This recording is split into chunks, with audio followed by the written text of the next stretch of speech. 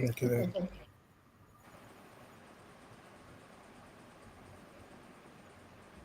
Hello there. My name is Imuahe, and I empower change makers to transform lives at scale through self awareness, leadership coaching, skills development, and community support. My clients typically commit to lifelong learning, ensuring that they show up for their own evolution. I'm an experienced learning and development expert with nearly 2 decades of experience in cultivating organizational excellence through innovative training methodologies. Throughout my career, I've led training sessions for multinationals, third sector organizations, and academic institutions in over 30 countries, both in person and online. My passion lies in unlocking human potential and fostering a culture of continuous learning so that we can all live our best lives. As someone who was called a dullard by a physics teacher in secondary school, I went on to prove him wrong by graduating with a distinction from the prestigious University of Aberdeen, Scotland, United Kingdom. I'm a master creator of all my experiences, and I believe very strongly that, like the alchemist, all of us can turn water into wine. Now, let me show you how. Welcome on board.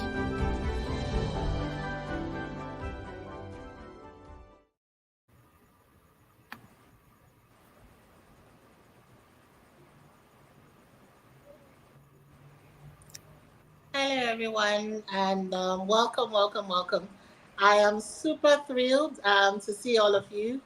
Thank you, Kewe Modupe, for being part of this, of course, and thank you, Dr. Upgrade. I'm super excited to see both of you. So, my name is Imoahe, and if you've just joined, I empower change makers like yourself to turn water into wine. What do I mean? I like to share my story because I feel like we are all a collection of very powerful stories. I am one of these people that I know that have gone on to do everything that I was told I would not be able to do. Simple things like I cannot graduate with a distinction, been there, done that, I have the badge. Also, simple things like, oh, women don't do this or women don't do that. And I'm on my way to being the first billionaire in my family. But I think what's exciting about the topic that we're going to be leveraging now, what we'll be talking about, is how you can leverage self awareness for your own personal growth. I shared something on Facebook, and just writing about it reminded me of how we sometimes self sabotage. So I've been doing training for over 15 years in over 30 different countries. I'm a learning and development expert, etc. etc. And I like to learn also. Any teacher who is online now knows that every time you teach, you learn. So I was in class one time, and one of my students, so to speak, one of the participants, was complaining and telling me how religious he is. And for that reason, there's a certain sect who is very wealthy, but he felt like that particular sect, he couldn't manage the account. And his manager wanted him to go manage the account, but he said it goes against his principles, etc. etc. Anyways, he said he wasn't going to do it. And I asked him, are you going to quit? He said, no, he's not going to quit. The job is very lucrative. But what he's going to end up doing is he will just decline or beg to be posted elsewhere. So I now asked a question, and I said, this big client that your company has, they make a lot of money for your organization, right? He said yes. And then you get your salary from that organization that is working with this quote and unquote demonic clients. He said yes. And I said, I find it strange that you're choosing to stay on this job. And he was very confused when I said that. And he said, oh. So I said, if I felt strongly, just like you, I wouldn't stay on because it goes against my principle, right? And then in telling yourself, because for him to manage that client, it meant that they were going to elevate him, he was going to be promoted, etc. But in choosing not to do that, you're selling yourself short. And I was asking him, where else are you selling yourself short? And it's interesting because if we are self aware, then you know the kind of organizations where you can try. So even I cannot work for every organization. When I go for interviews and they ask me, "Do you have any questions for us?" I ask because I want to know if I can try. Where I currently work, I work for a boss who believes in me. I cannot work for a boss who does not believe in me. If my boss does not trust me, then I have no business being there. So it's not just me being desperate looking for a job, it's also me being self aware enough to know my very first appraisal that I ever got from someone I really respect, my first job, the CEO said, "Look, Precious leads from the front lines. If you want her to succeed, give her responsibility." And that's the truth. When you tell me that I'm responsible for something since I was a kid, I'm first child. And many first children know that we are raised to be responsible, etc., etc. We carry the hopes and aspirations of our parents and all of that. So if you give me a responsibility, like if you tell me that I am responsible for this thing, best believe that you're going to come back and you will meet that I am in charge, right? So I cannot work in an organization where I have a positional title, but I'm not allowed to express my creativity. So because I am a sovereign being and because I understand the value that I bring to any organization where I'm working for, I will shake your hand and I will tell you I resign. I'm sorry, I cannot continue to work here. But even before you get into that situation where you have to now resign and leave a job, how self aware are you to be able to know where you can thrive? Do you know yourself enough to know that this is the kind of, some of us are so desperate, we want to take anything that comes our way. But guess what? When you're self aware and you know where you can thrive and you apply for jobs in places where you can add value, you find that you're doing so much better than the other guys that your peers, etc., etc. So, for example, I am a natural teacher. If I attempted to become a doctor, maybe I might not do as well as I am doing in learning and development. But because I know myself, because I know that if you leave me on this Instagram live, I will talk from now till next year and I'll just be okay. We'll just be taking breaks to eat and come back, and I'll still be excited to do what I do, you see. But somebody else who doesn't have this natural talent or has not honed the skills will find it very difficult and will be struggling. So we want to explore self awareness. I have experts on this call. People are doing amazing things. And what I would like to know, and I'm sure what some of you would like to also know, is number one, how do we get into the business of answering the who am I question? I find that a lot of people struggle with this. So sometimes we're not sure who to be. When I was in my university days, at some point I shaved all my eyebrows. I had blonde hair. I was so confused. I wasn't sure. Like, am I supposed to be cool? Am I supposed to be Margaret Thatcher? How will people respect me? And I mean, I'm short if you've met me in real life. So there was a time I thought people will not respect me if I'm, the way I'm short like this. How would I live? So I used to wear very high shoes. I don't know if you know what they call apolas in this part of the world. So I'll wear it so that when I come, people will be like, yes, she has come and all of that. But it took a while for me to settle into my own and to just accept that being a leader has nothing to do with externalities. It's what I have up here and how I can influence people. So it's so important to know yourself, know the situations where you can thrive, so that you even know the kind of skills that you should acquire. So enough about me. I'm going to move straight to Karen because him and his glasses and the Wale Soyinka thing that he has going on, I'm sure he knows one or two things that we can learn. And let me just tell you something very quickly. My children went to some restaurant in Lagos. I won't call the name, so go and find it. And they saw a statue and they asked them, "Who is this?" They said, "It's Karen Modupe." It was Wale Soyinka, by the way. So, and the people were so confused, like, "Who is Karen Modupe?" And my daughter was so confused. "You don't know Karen Modupe?" So, anyways, over to the Karen Modupe. Yeah. Okay, thank you very much, Madam DG, for this opportunity. You see, I think this course is timely in the sense that we are living an age where people have lost their identity. Everybody wants to be, um, want to be famous. So what drives our existence is being famous, being out there, being the guy that everybody look up to. And when you're trying to do that, you lose your self identity. Talking about this thing, being aware of yourself, you must get to a point in your life where you ask yourself this question: Who am I? It's a question a lot of us find very difficult to ask ourselves, because it's easy for us growing up. You have somebody to look up to, maybe your dad, maybe your mom. It's even worse these days. I was talking to somebody, I said, growing up, our expectation is not as heightened as it is today while we were growing up because there's no social media.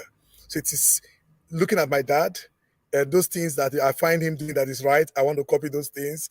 Looking at my mom, if I'm more connected with to my mom, I want to be like my mom. I want to be like my dad. You see, it's easy for us to look at for personality to connect with. But today, social media has made it very difficult for people to find who to model, who to look up to and say, this is the person I want to become. Because you see, sometimes I look at the persons that we actually call influencers these days. People tend to mistake this word, an influencer and a mentor. Because and when you look at this person, they say this person is my mentor, or is an influencer, is somebody I look up to, and you check out their values. It doesn't even align at all. Where they are morally bankrupt, everything is not just working for them, and you wonder, so how can somebody just wake up in the morning and say, I want to be like this person? So social media has not helped us in that area. During the course of this teaching this evening, we are going to look into that. We can have some examples I'm going to be giving, but I feel when it comes to self-awareness, as an individual, you must ask yourself this question: who am I? Because it helps you define purpose. You will know why you are on planet Earth. Everybody is not here on the same mission. So when you define who you are, it will be easy for you to define your purpose, and you follow that purpose passionately. Thank you so much for that. Everybody is not here on the same mission. I wish we could pin that. If there's a way for us to just take out tweetable tweets, but that's something that we should tweet. Everybody is not here on the same mission. And the minute you understand that, you will stop forcing yourself to live another person's journey. Too many people imitating everybody else. Oh, but the world needs authenticity. And speaking about authenticity, there is a certain Dr. Upgrade who is also on this call, who I very deeply admire. If you know me, I love smart people. And what do I mean by smart people? I mean people who are committed to their own evolution. I believe that all of us have something inside of us, something that the world needs. There is no human being that is without value. So when I find people who are sitting in that place where they are constantly evolving, constantly learning so that they can teach others, so that they can also become the best that they can be, I admire them. So over to you, Dr. Upgrade. What does self-awareness mean to you?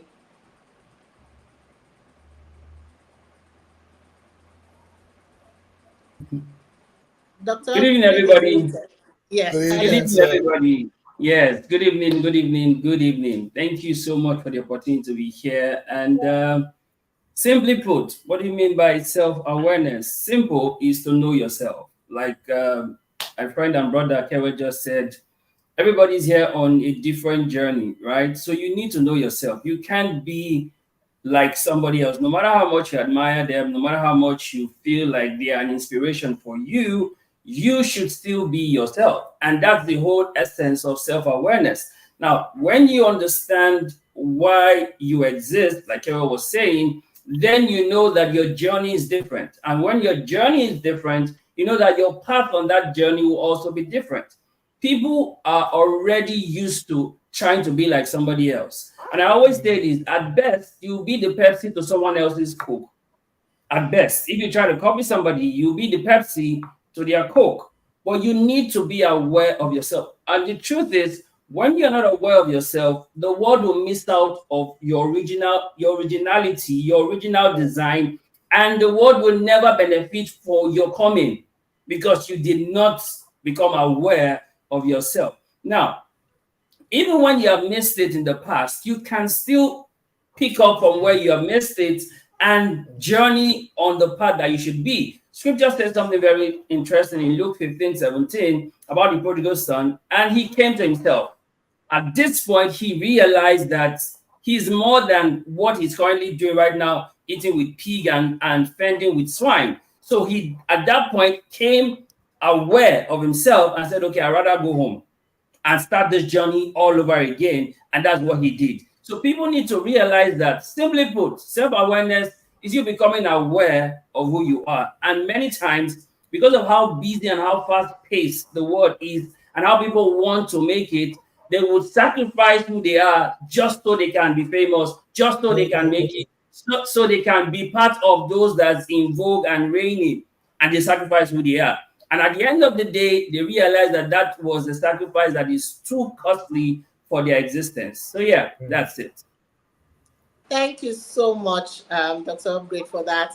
And thank you for taking us to church a little bit. That's also good. So we get there before tomorrow, and then we learn a thing or two. I really love this topic. I'm telling you, all the things I did not like about myself. I used to be called my big eyes because I grew up in Benin. They used to call it Opolo eyes when I was growing up. Only for me to get to England, and then I was in the bus one time, and then somebody was following me around, and I was freaked out, and I'm like, "Wow!" And it's like, your eyes. They're the most beautiful things. I'm like, my eyes, these eyes that I see. I'm like, if I could have done surgery for the eyes, I would have done it. So it's the little things that makes you you, and that's what makes you stand out. When we go, as we go deeper, I'm going to talk about standing out career-wise, and it's your unique. Because I'm a trainer, there's so many trainers these days. Every time you go online, there's a new coach, but I Yeah. do mine so different that usually people understand. Like my audience, when it can only be more here. It's not. I'm not that person. So if I have a session, you've experienced Imoa, you've not experienced somebody else. And that's my unique thing. In fact, now that I'm in Benin doing something else, working for government etc., I still have some clients who, when I refer other trainers to them, they said they would rather wait for me to come and deliver the same course. It's the same content, it's the same everything. I would assure my clients that they will do the exact same thing, don't worry. But they will say, no, it's your own that we want. And that's what I want all of us to come out of this experience, understanding their unique genius and owning it. Whew, I was feeling so lonely that I will be the only lady on this on this live, and I love equality. I am a feminist. Yay! Everybody going to be shaking now. All these feminist women that want to come and end men. Ah! So I'm very happy. I mean, it's a simple idea that we're all equal. So I'm very happy that there is a woman here, and a powerful woman at that. So, Treasure, what does self awareness mean to you, and how are you leveraging it? Thank you so much, Ma. Good evening, everybody. I was having a bit of network issues. That's why I had to join a bit late. And this particular subject is so important to me because it's exactly why I'm here today. And it's why I've come this far in my career. And for example, someone as amazing as Mrs. Precious is inviting me to come and speak here. That tells you that, I mean, I'm doing well, right? Thank you so much, Ma, again, for the opportunity. But development, or sorry, self-awareness is so key for self-development because I've realized that for a lot of people that suffer self-esteem issues, I mean, they're not able to even tap 5% of who they are just because they lack the understanding of who they truly are. And many times you find people struggling with their careers, their business, and even in their personal lives because, like, Dr. Upgrade rightly said, people are trying to be like other people. I mean, you go on social media and you see one influencer, and you're like, oh my God, I want to be like her. But guess what? She's going through depression and all Yeah. of that. Even she too, she's pretending to be who she is not to be accepted. So the question is, why do you want to be accepted by people that don't even care about you? Right? People don't even care about you. They don't know if you are eating. They don't care if you even have money. They want to just be because I find that on social media people like to come and find what they don't have in their lives, right? So they will come and say, oh, this guy is looking so good because they feel like they are not looking good. So with self-awareness, you're able to tell yourself the truth. You're able to know, okay, this is where I am at this point. And if you need to fix certain things, you're able to fix it. Because I feel like also when you're not self-aware, you live in a very delusional state.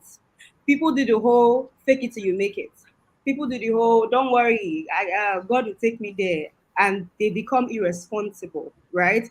That happens when you're not self-aware. When you are self-aware, you're able to properly look at every part of your life to say, okay, this is one thing I'm doing wrong and I need to fix it. And it also makes you very responsible for your life, because you know nobody's going to come and save you.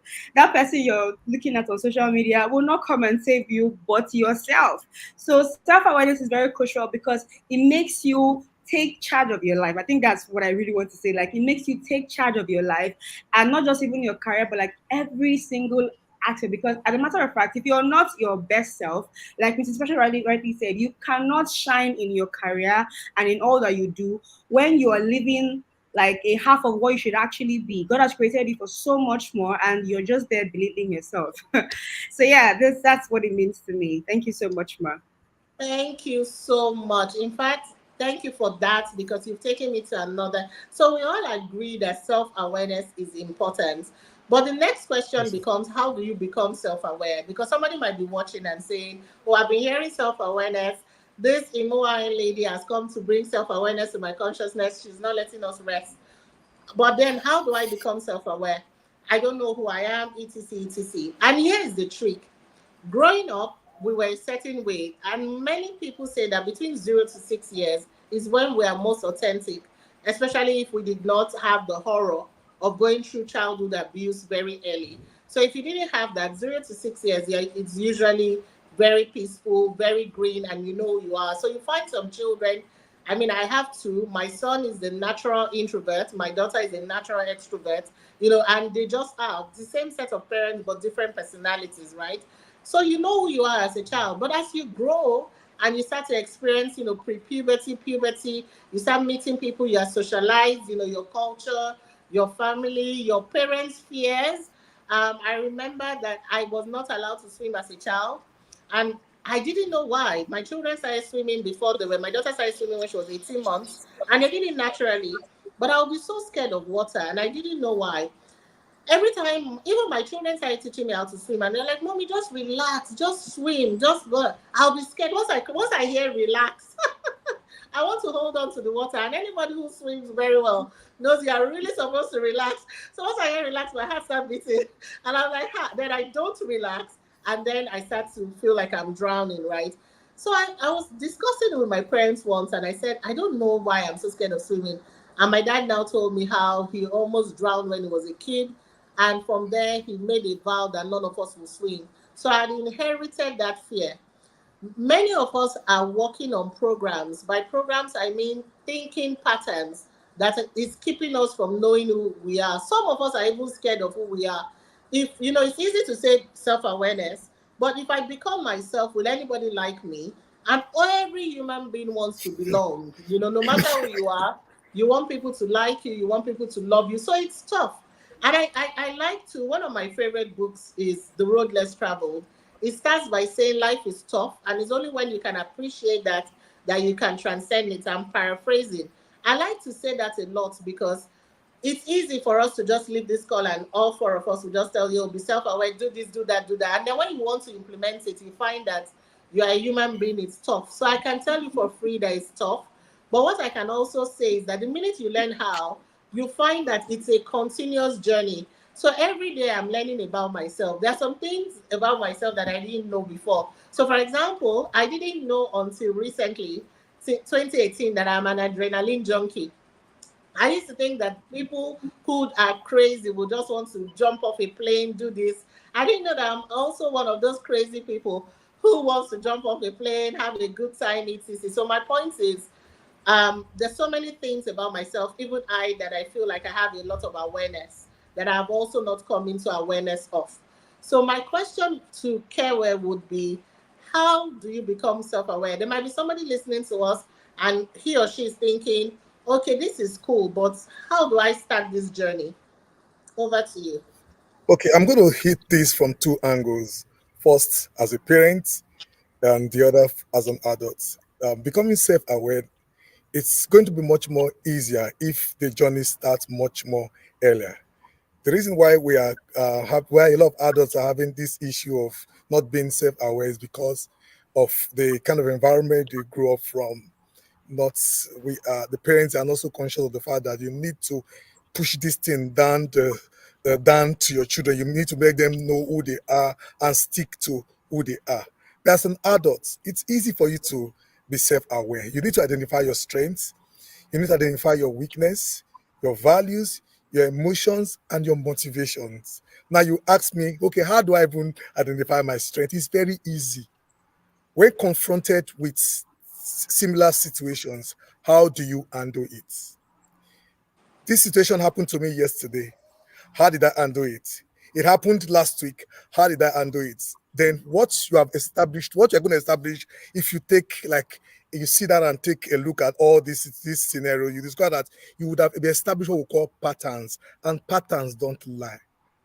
It's simple. So once you identify these patterns, it will be easy for you to know, okay, this is my strength, this is my weakness, these are my values, these are my emotions, and these are my motivation. I guess it's very easy, and that solves it for us. Thank you so much. And I like the way I said it's tough. I also like the way Karen said it's very easy. So the two different perspectives, I love it. So for me, I felt like it's tough, and Karen thinks it's easy. And I agree 100%. Identify the things that are your strength, and then also identify the things that you really hate. So, for example, I hate injustice. Where there's oppression everywhere, you can't oppress me successfully, and I will not allow somebody else to oppress another person under my watch.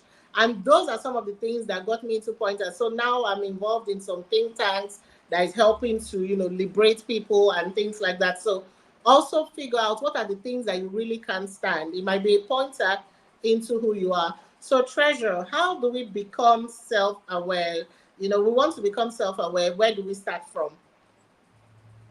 Thank you so much, Ma. I think I'll share a story from when I was young, because at that point in my life, I would say I didn't know who I was, and I was trying to discover who I was. Now I was this child that could do a lot of things. I could sing. I loved to cook. I could argue with my mother a lot. We used to fight many times, and I would argue and argue. She would be like, "You know what? You're going to be studying law in school because you argue with me a lot." And and I'll be like, "No, mom, you don't know the right thing. So I'm trying to tell you what the right thing is." Right. At the same time, too, I could write. I could write fictional stories. So I was this child who could do a lot of things, and I was confused about, okay, what will my future look like? Like, I don't understand where I'm going to head to. I remember one day my mother asked me to go and pray. And that was weird, because it's like I don't understand. I'm trying to figure out what to study in school, what my future will be like. Telling to go and fast and pray. As a matter of fact, it was a 7 days fast. So I should go and do 7 days fasting and prayer. And to be honest, as at that time, I wasn't excited about going to do that. As a matter of fact, I was like, that is your business. Until she had to force me to say, you are going to school and this is a new phase of your life. And you don't want to go into it, with your own thoughts. So go and pray about it. I don't want to tell you what to do, because I feel like I know what to tell you based on what I think as your mom. And so she asked me to pray. And so I had to get serious with it. And I took my time and I fasted. Well, I did not fast for all the days, God knows, but I shall have fasted soon. And then I prayed. And in all of that, what I got to realize was that it just made me to self-reflect, because I was excited. I was, oh, this child that had many talents and all of that. But then I had not really taken time to self-reflect and really be conscious about myself. Like, okay, these different skills that you have, what are the things that are common in all of this? And that time that I took was so crucial for me. As a matter of fact, for me, it wasn't just that I prayed, it was that I could just shut out the noise from everywhere else, from everybody giving me accolades about, oh, you can do this, you're amazing at this, you are awesome at this, and blah, blah, blah. I could just calm down and listen to myself. And of course, to listen to God, because the fact is that the world will tell you who you are, your parents will tell you who you are, and many times or sometimes they might be lies, right? And even you yourself, you can actually lie to yourself. For example, you might have gone through a very negative experience and you allow doubt to define who you are. In that moment, you are lying to yourself, because that is not who you are. So I feel like, first of all, the best person that can tell you who you are is God, because He created you. He knows you more than you know yourself. He knows your end from your beginning. So praying is good, and then self-reflection.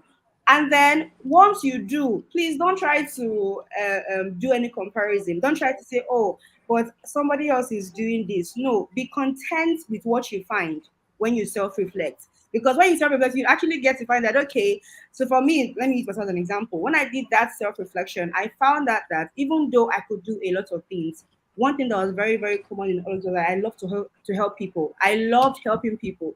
And I also knew, as much as I loved to argue, I hated the thought of being a lawyer. I hated the thought of being a lawyer. And I didn't know until I had to self-reflect. So imagine that I didn't. And so once I came out of that, my fasting and prayer, I told my mom that, Mom, see, you know what? I know what I want to do. Put me into mass communication. I don't want to study law. And she's like, are you sure? I'm like, yes. Guess what? She made me study law because she thought I didn't know what I was saying. I studied in law, but when I was done, I said, Mommy, take this one is for you. Now I want to go and do what I really want to do. And that was marketing, right? But then it all started from self-reflecting, going back to God, who is with my source, and then accepting what I saw. And then of course knowing what to improve on as well. Of course, you're going to find some things that you need to work on as well. I think this this should help. Wow. Thank you so much. I mean, I got that, going to God, which is your source, and then self-reflecting. And self-reflecting is such a powerful tool. I hope people are writing down every single time that I have an experience to learn. I like to write down. Let me tell you, we have two different people listening to us. There are people that are going to listen, they'll be entertained, and then that's it.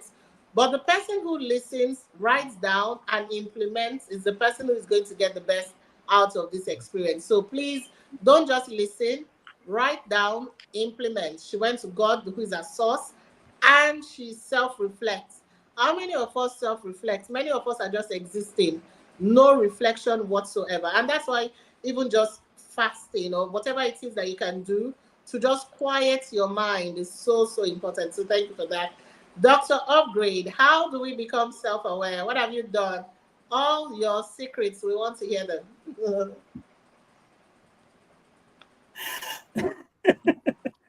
Okay, like both of them have said, they have thrown light into it. I would have also mentioned that first you have to go to God, right? Because as much as you feel some things are right for you, those things may not be good for you. So you just need to go to God and find out what it is. And then she also said, sometimes you may not like what you see, but that's what it is. We live in a world where it's okay to be among and feel belong. It's okay, right? But sometimes discovering yourself may seclude you from what's the normal, and you need to be okay with it also, right? Knowing yourself, you may realize that, okay, I'm not cut out for the path everybody's going. My path is different. It's also part of self-awareness. One of the things that I believe I have been able to do for myself is to literally tell myself the truth, right? Tell yourself the truth. If you really want to be self-aware, you need to stop lying to yourself. Like, oh, this is not working. I need to stop this. This is not what I think I should be doing.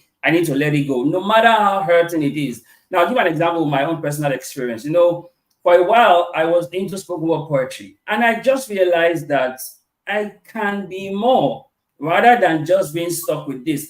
I got to like the peak in spoken word poetry, but I felt I could be more. And then looking back on that journey till date, I'm like, yes, I really could have been more, and I am still on that journey of being more because I could tell myself the truth that it was time to let go of this. No matter how good it was at this point, it was time to let it go and evolve into what I am now doing now. The truth is this: self-awareness is a journey. It's not just something you arrive at and that's it. You keep evolving, you keep growing, you keep maturing. It's just like when you peel an onion, you keep seeing a different layer. That's what self-awareness is about. You keep seeing another side of you that you really did not know, oh, this side existed. You keep seeing another side of you didn't know that this side existed. Growing up as a child, because I love reading and I was quite intelligent, my mom always wanted me to be a doctor. But I know if they had let me, I would go and do theater arts because I just wanted to be out there, not the doctor. But then I also discovered through self-awareness that if I couldn't treat people with drugs, then I can treat people with words. And I'm still a doctor today. So that's it. Wow, that's so interesting. So you became a doctor after all. And what a profound insight to have. I really like how everyone is talking. And for the parents who are on this call, I hope you are taking notes. If you force your child to become a lawyer, she will pack it and keep it and become a marketer afterwards. And then she'll give you your certificate. And if you tell your son that he has to be a doctor, he will say, okay, ma, thank you very much. But he will now become a spoken words doctor. So I hope we're all just taking notes. I like where we've gotten, and I want to focus on the wilderness. So it is also my nature. I don't do fox positivity. There's something I call toxic positivity that I also feel like is destroying a lot of people. There are many people who wake up and they've been told to just deny what is, right? So there is faith, there's visioning, and then there's also a fine balance where you are in the moment. So now let me say this for people that are pioneers on this call, I talk about this in my book, people that have been called to pioneer first. Trust me, you're going to have a very difficult life curriculum. What do I mean? Because what you've been sent to do, because your mission, remember the mission that Kewe spoke about earlier. If your mission is not generic, what people are used to, human beings fear what they don't understand. So they will fight you, not because they are bad, but because they don't understand where you are at. I'm saying this because I find a lot of pioneers, I'm called to pioneers. So I know that they will be on this call because that's my own calling. And I find a lot of pioneers like myself, they struggle. And by pioneers, I mean the people who have unique visions. There are some people who carry vision that nobody else has thought of before, or they've thought about it, but they've not implemented it. So think about it. The guys who gave us powered man flights, a time where all humans were on land and somebody said, oh, you'll be able to put us in the sky to fly. Imagine the first person who thought of it. Everybody would say they are crazy. Somebody thought of driverless cars and said, you know what, you would have cars in the future where nobody has to drive it. Well, the first time you bring up such ideas, it's scary. When you are somebody who has been called to do something that is not the norm, to study a course, for example, or to create an industry that people don't understand, you will have a wilderness phase. And it's also the nature of human beings to like success. So it's until you've come out of your wilderness, because I hear young people especially who are so worried about haters. I don't have haters. I don't have enemies. If they exist, that's their own problem. I have not accepted them because I also have to agree. You need to apply to be my enemy. And if I refuse to take your application on the enemy and haters, whatever, I'm sorry, you're not my enemy. So, it's all love from here. But when you are going through that, your incubation period, what do you do? That period where you have an idea, where your idea has not come to life. I'm going to use myself as an example. I left a very lucrative career in investment banking and I said I wanted to become a learning and development expert. My thing was to teach people, and that's what I wanted to do. I left a career that was paying me 100 times more and took a serious discount to pursue my L&D dream. If you know Lagos very well, I used to live at Jar, drive with two toddlers by myself. I didn't have a driver, I couldn't afford it at the time, and drive all the way to Magodo to go and teach. It is really two extremes. And it was not Aja, front of Aja, it was Aja Badore. So coming out of the Badore Road, you first spend almost an hour before I now head. So it was a 3 to 4 hours commute, going, comings, and all of that. And I was doing that. And it seemed very crazy. And people said, oh, why are you doing this? But because I am the vision bearer, because I'm the one pregnant with the vision, I understood what it was that I wanted to do.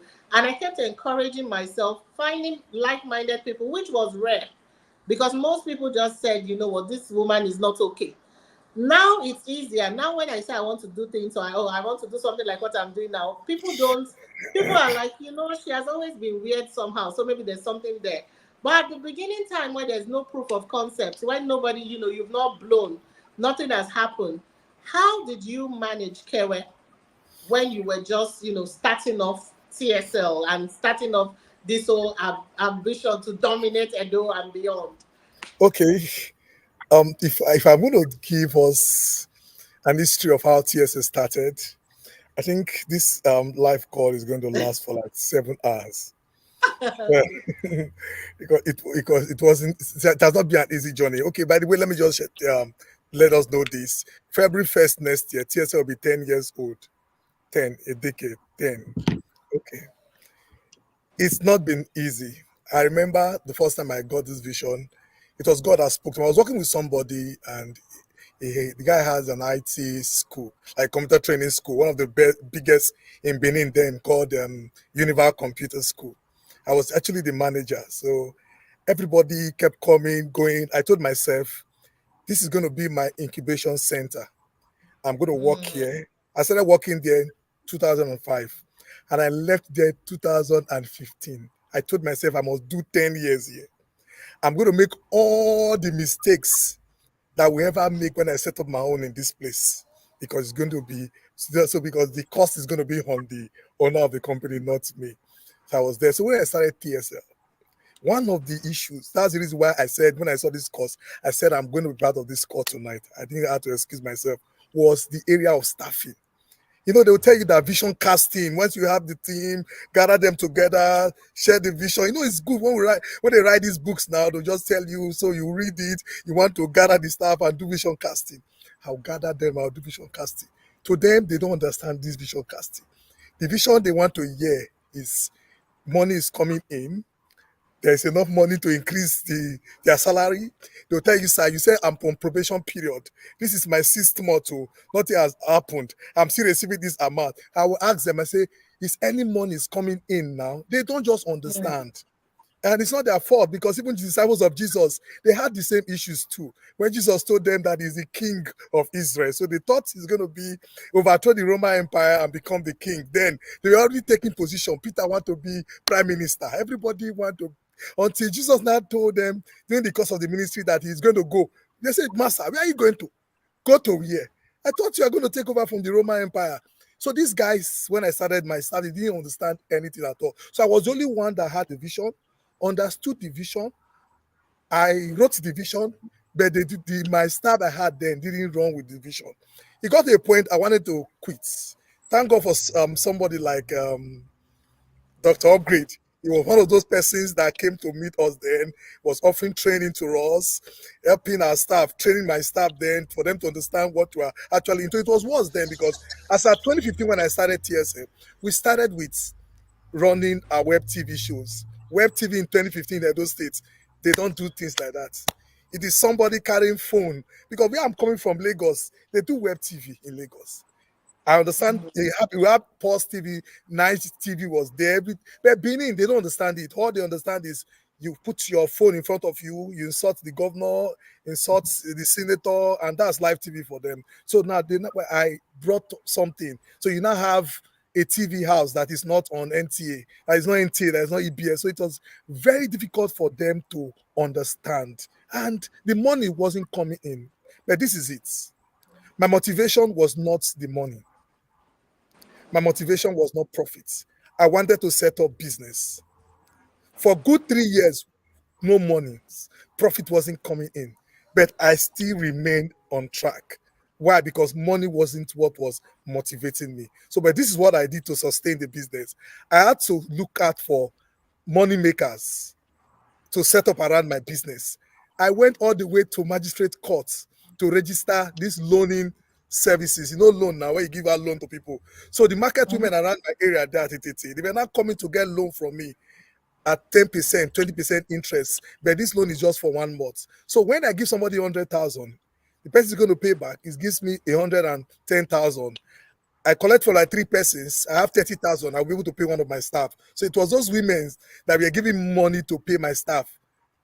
But we are still not making money as far as TSA was concerned. But I didn't give up, because TSA was set up to me, not to make money. Because in business studies, I remember then in school, they would tell you that you are in business to make profit, but that's not true. You are not in business to make profit. You are in business to make impact, not to make money. So because I understand the part that I'm in this thing for impact, that's the reason why even till today, I've worked out on a lot of monies. If that is going to disturb my peace and the peace of my business, I'll work out on that job. You'll be surprised. You say, but how will you work out on a 50 million naira job? If it's going to disturb my peace, you see this thing they call peace. I prioritize peace over anything in life. So if his job is going to disturb my peace, it's going to disturb the peace of my establishment, I'll work out on that job. So it wasn't easy, but we're able to scale through because money wasn't what was motivating us. I saw the bigger picture. We are not there yet, but it's 10 years. Somebody told me something that after 10 years, you are sure that there is nothing that can destroy that business. So if I can celebrate 10 years, 1 decade, I will do 2 decades, 3 decades, 4 decades, 5 decades, until we move into Club 100. Wow, thank you so much for sharing that powerful story. Like, I mean, when you see TSL now, you don't remember that, oh, there was a time where it was such a struggle to pay salaries. And you said something that I also believe in. I believe very strongly that nobody can pay me enough for the value that I bring to anything that I do. You can't pay me enough, And if you chase value, money will come. It's something I believe strongly. It goes against the grain because most times many young people are chasing money, and that's the reason why we're not finding people that are in it for the marathon, people that are Mm. going for the big bucks. I mean, think about it. How many Nigerian businesses have been able to survive beyond the founders? Like you see an Otto Guinness since 1759. How Mm. many Nigerian businesses are still there? So the motivation when setting the business has to be right. Thank you for sharing such a personal story. Treasure, we would love to hear if somebody is in the wilderness right now, and I mean real wilderness, because every time you listen to people when you go for things, they perspire, aspire, just do one or two things, the 7 key points of life. Life does not have key points. That much I know. So if there's somebody listening and thinking, all of this sounds good, but my situation is so terrible, nobody understands me, nobody understands my vision, what should they do? What did you do, for example? Thank you so much, man. Thank you so much, Mr. Kerry, for all that you said. I think I also learned a few things from there, seeing that you've been doing this for 10 whole years. Anyway, so I think uh, I don't want to share something that I wanted to share. Let me just keep that aside. But what I would say is that, first of all, you as a person, you need to have clarity. You need to be so clear about what you want out of what you are doing. Because the fact is that it's okay if nobody even understands it.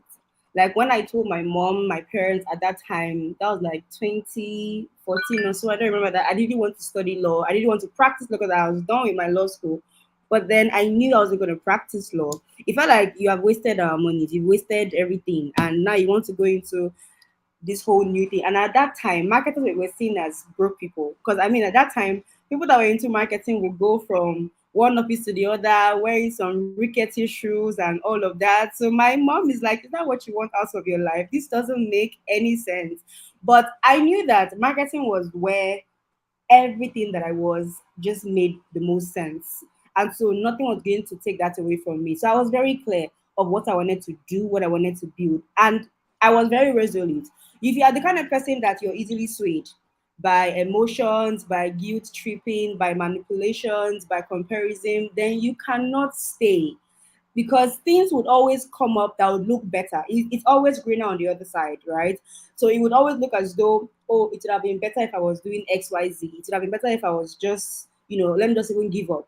But the fact is, when you now go to the other side, you realize that it's not as green. It is green where you make, where you nourish. It is where you make work that would actually work for you. And so once you have that at the back of your mind, nothing would actually push you. Like regardless of the challenges that you're going to meet, you are going to tell yourself that I'm going to resolve regardless. Because the fact is that also bear in mind that it is normal for you to face challenges. Everybody goes through their own wilderness. As a matter of fact, it doesn't get better as you grow. It doesn't get better as you grow. People assume that people that are rich, people that are successful, they don't face any problem.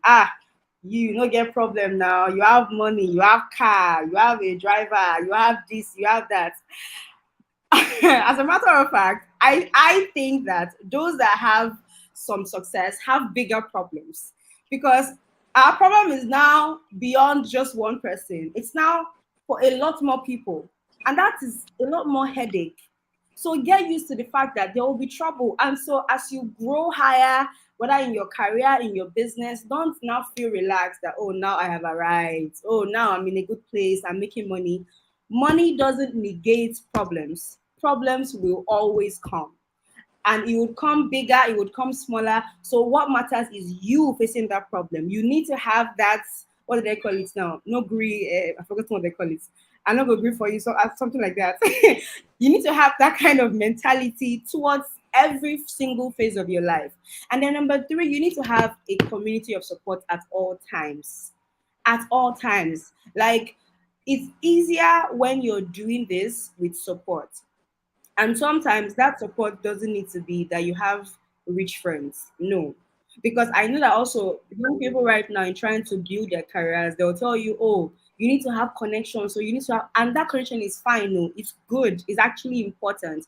But it shouldn't make you neglect people that you know that are there for you, like your day one OGs. These guys are the ones that will be there when you're bawling your eyes out, when you are broke and you don't even have Gary to drink. Like when it is that bad, when nobody cares about you, you can call them not for money, not for anything, but for support. And that's so essential for whatever phase that you're in. That phase, in fact, when you even grow in your career path, you're still going to need people, right? But you'd find that it is easier for you to have people in your building stage, people that are genuine towards you in your building stage. Because by the time you're now growing, the fact is you're not worried about people's intentions towards you. Are they trying to come close because of who you are? Are they trying to come close because of what they want to gain? So the best time to have your own true community of support is when you are actually building. It doesn't mean that it is impossible for you to find people that will support you when you grow. Obviously not. But I'm saying it makes the journey easier. You know, when you have people that you can share those burdens with, it is awesome. And then finally, I would say, what's the worst that could happen? I mean, what's the worst that could really happen? Why are you so scared of failing? If you fail, you learn from it. Failure is not such a bad thing like people make it to be. If you fail, you learn from it and you go again. Thank you so much. Like I could listen to that all day. So many different nuggets. I wish you shared what you wanted to share before, but it's fine. I like what you also shared. And no, I really particularly liked, and again, I hope people heard it and then they could take it from community support. See, we now live, I don't know what has happened to Nigerians, but we've become more afraid of ourselves than we've ever been. Because many of us don't have the right intentions, we project it on other people. So we live in a very scary world now where people feel that there's nobody that wishes you well. I always like to say this: the people in my corner want to see me rise. When we have the JUPSA launch, for people who don't know, I'm a director general of the Public Service Academy. My friends came and they were hailing me. You know, the emperor, the champion is here. My friends were hailing me, and these are friends of over 30 years. There was nothing that slapped harder than all their praise. Precious Bobo, Imoahe. They're just talking to me. I had to run away from them because I was laughing so hard that I was like, this people will be like, what kind of DG is this? Is it a DG? My friend said, so now they call me like DG man. So you need that. You need people that are your day ones. You need a community. You must have. And if you don't have, somebody might be watching and thinking, oh, but I don't have anybody that I can trust. You now need to start to build yourself into somebody that other people can trust so that you can attract like-minded people, because you would need a community. Over to you, Dr. Upgrade. How do we cope when we are in this wilderness, when we are going through it, when we're not even sure if there's going to be light at the end of our tunnels? Okay, I'd like to say this. People always say that there's always light at the end of the tunnel, right? But I often tell people that at the end of the tunnel is you. You are that light at the end of the tunnel. So when you're going through your wilderness stage, go through it, right? Because as you go through it, you will grow through it. Look at what Kevin has just shared now. This will be 10 years by February 1st, 2025, 10 years of TSL. He had his wilderness experiences at several times, but he went through it. That's why TSL can be the brand that it is today, because he was able to go through it. Number one thing I want people to know is simple.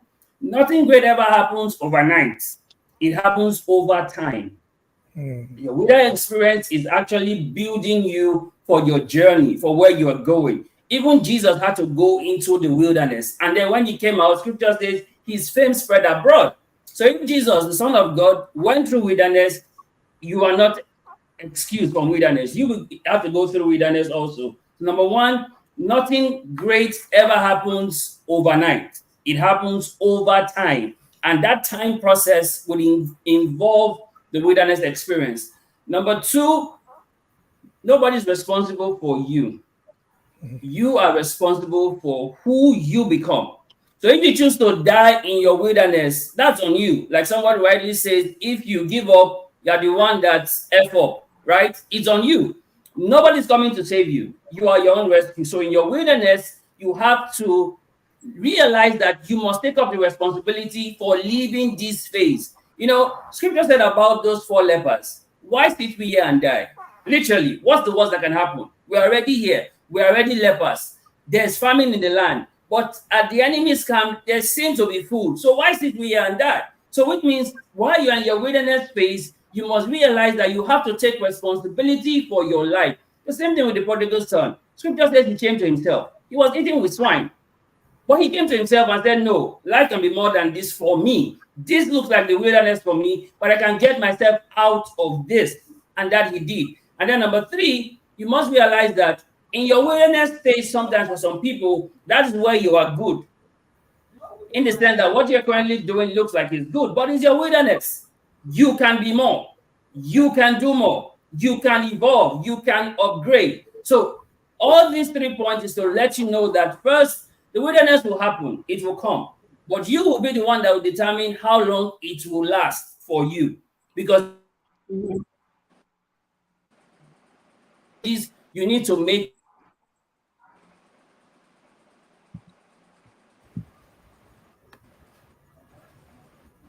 end of the road for them. But you must realize that this is not how it ends for me.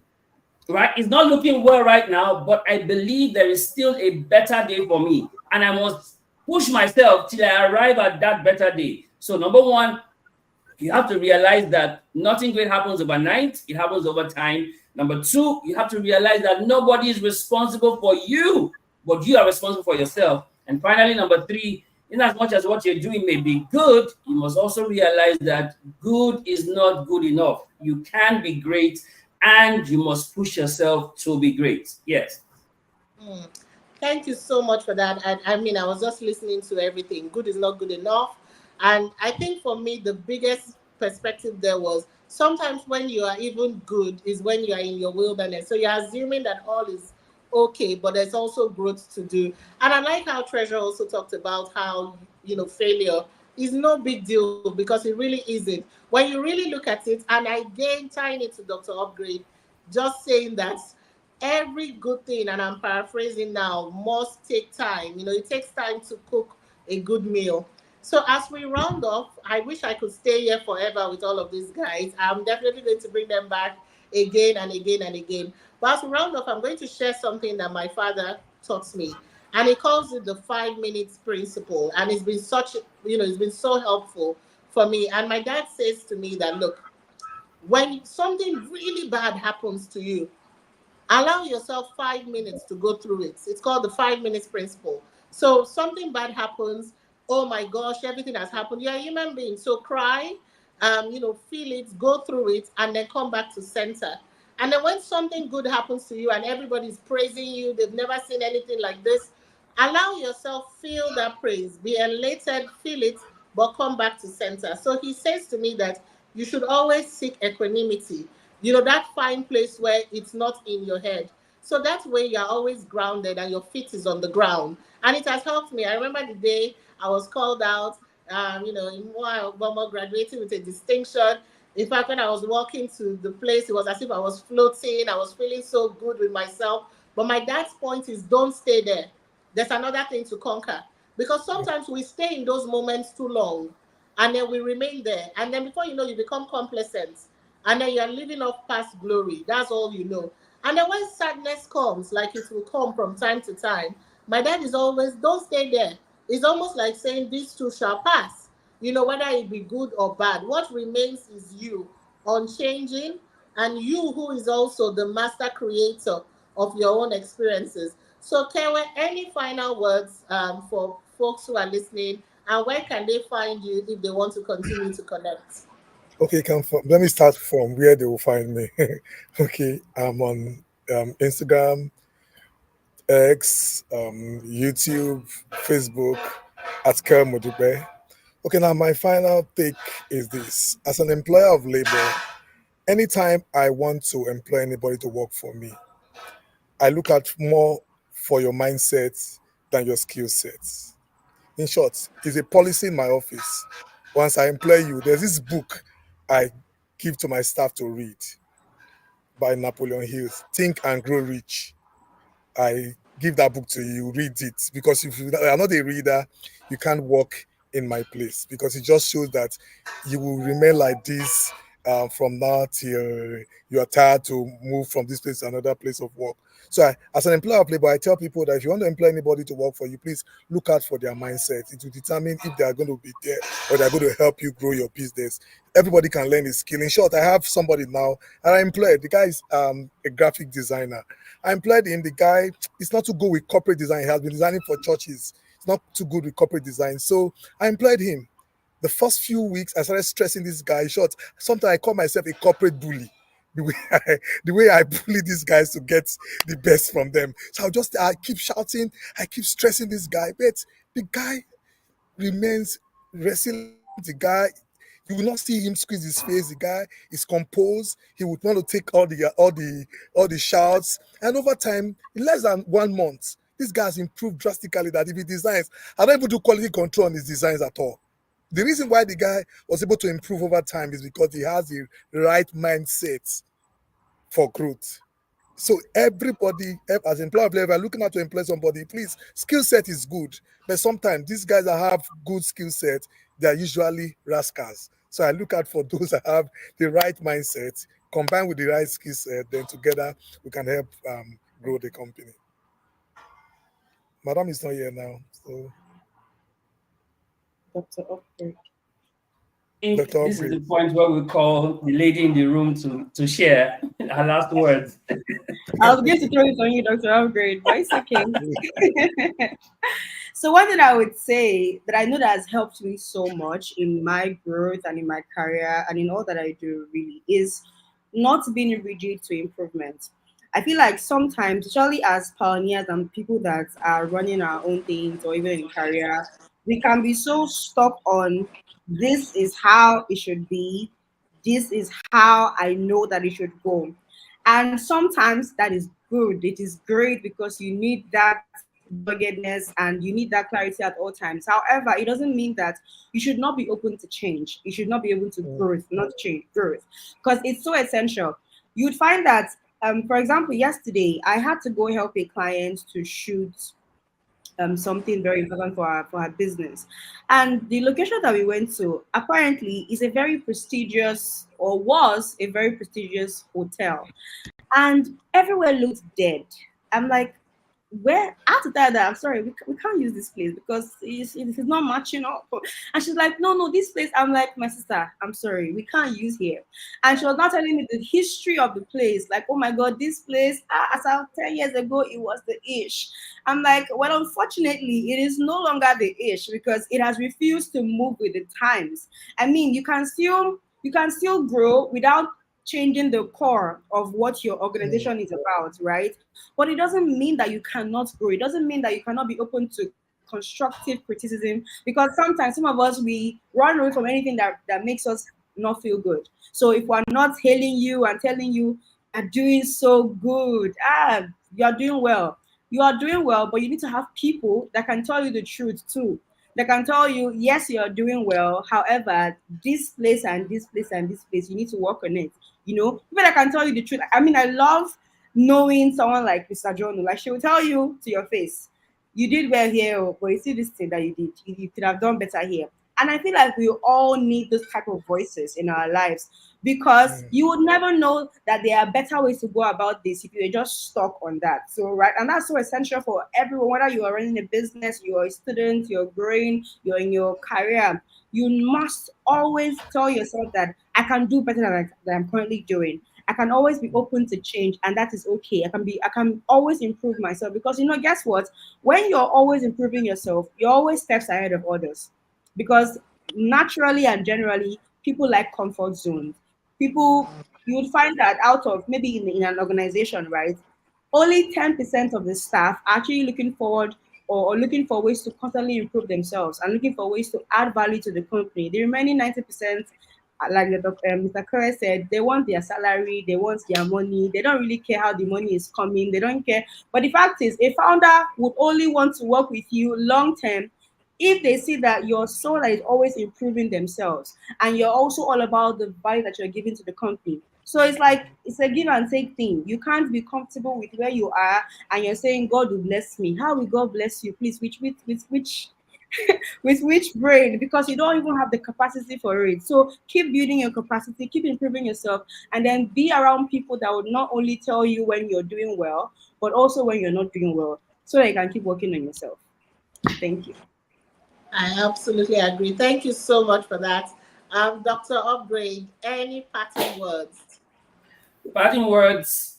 Number one, please rewatch this whole episode. It's really going to help because I tell people that when you listen the first time, you really would not hear. You need to listen twice to hear. So you need to rewatch it so that you can understand what we have been saying. Then my parting word is this: you should learn to be fat. FAT, faithful, accessible, and teachable. With this, you will always be able to continue to be self-aware of yourself. Be faithful wherever you find yourself, be accessible wherever you find yourself, and most importantly, be teachable, because there's so much that you don't know, and there's so much that you need to unlearn that you currently know. You need to unlearn those things to learn the things that really would help you. So be faithful, be accessible, and be teachable. Thank you so much, Dr. Upgrade. I'm actually smiling because my children just appeared on the door to show me that they are on the line. I was using my hand to shoo them away, and then they're showing me that they're learning. So I can't wait to hear all the things that they've learned from all of you. So thank you all so very much. I mean, Kewa, you know that I adore you. Treasure, the same thing. Dr. Upgrade, the same thing. I'm so glad you're here. And there's one common thread, and I don't know if everybody picked it. They talked about mindset. They talked about values. They talked about things that are not that are ephemeral, not things that you can touch. You didn't hear any of them talking about money, that you need money for you to succeed. You didn't hear any of them saying, they were talking about values. How does your mind work? How do you think? How self-aware are you? These are the intangibles that will help you get there. I've seen people get a lot of money. You know, there's a saying that they say that a fool and their money is often, so easily separated. They make the money, and before you know, they are broke or even worse than when they started. So I encourage everyone on this call to build character, to watch this again and again and again. Build character. When you build character, everything else will come. So thank you for being here. I hope we'll continue to learn. Go on imoai.com. There are resources for you. Find us everywhere. I don't know if Treasure told you where to find her, but you can. She's the queen of Instagram. So please find her, find her, find her. The Sales Africa, am I right, Treasure? Did you mention it? So I'll try to type it in the Salesville. chat box. The sales bill. Please type it out. And then Dr. Upgrade, where do we find you? On Instagram at Wisdom Counseling. Go there. At Wisdom Counseling. Awesome. So thank you all for being here. Do have a lovely evening. And please let the learning and conversations continue. Bye-bye. Bye.